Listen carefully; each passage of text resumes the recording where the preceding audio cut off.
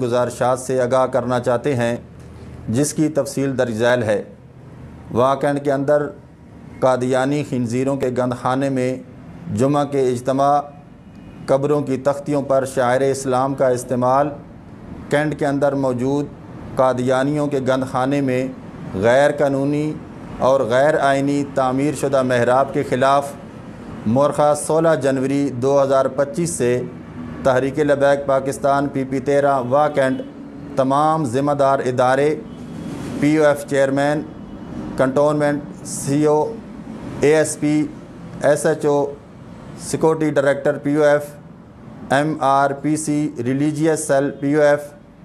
AC Taxila کو درخواستیں دے چکی ہے اور مختلف ذمہ دار اداروں سے مختلف میٹنگز بھی کر چکی ہے اور تمام تر معاملات سے تفصیلی طور پر آگاہ بھی کر چکی ہے، لیکن ان قادیانیوں کو لگام نہیں ڈالی جا رہی اور ہمارے ذمہ دار اور مقتدر ادارے ہمارے امن کو شاید ہماری کمزوری سمجھ رہے ہیں۔ ہمارے دیے گئے مطالبات پر ذمہ دار ادارے کسی قسم کا کوئی عمل نہیں کر رہے اور ہم تقریباً 2 ماہ سے اداروں کے چکر پر چکر کاٹ رہے ہیں۔ ہم اداروں کو یہ بات باور کرانا چاہتے ہیں کہ ہم پرامن لوگ ہیں،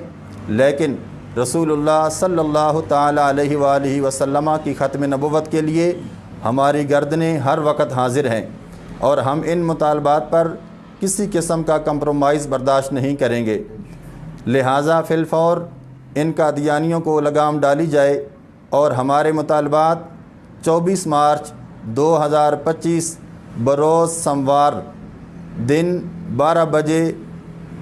سے پہلے فی الفور تسلیم کرتے ہوئے ان پر عمل درآمد کروایا جائے اور ساتھ یہ بھی بتایا جائے کہ کس قانون کے تحت ان کو سرکاری زمین الاٹ کی گئی۔ اس کے بعد تمام تر حالات کی ذمہ داری مقتدر اور ذمہ دار اداروں پر ہوگی۔ نمبر 1، قادیانیوں کے گند خانے سے محراب کو ختم کرایا جائے، اس گند خانے کو غیر قانونی ڈکلیئر کرتے ہوئے سیل کیا جائے۔ نمبر 2، جمعہ کے اجتماع کرنے پر ان خنزیروں کے خلاف فی الفور قانونی کارروائی عمل میں لائی جائے۔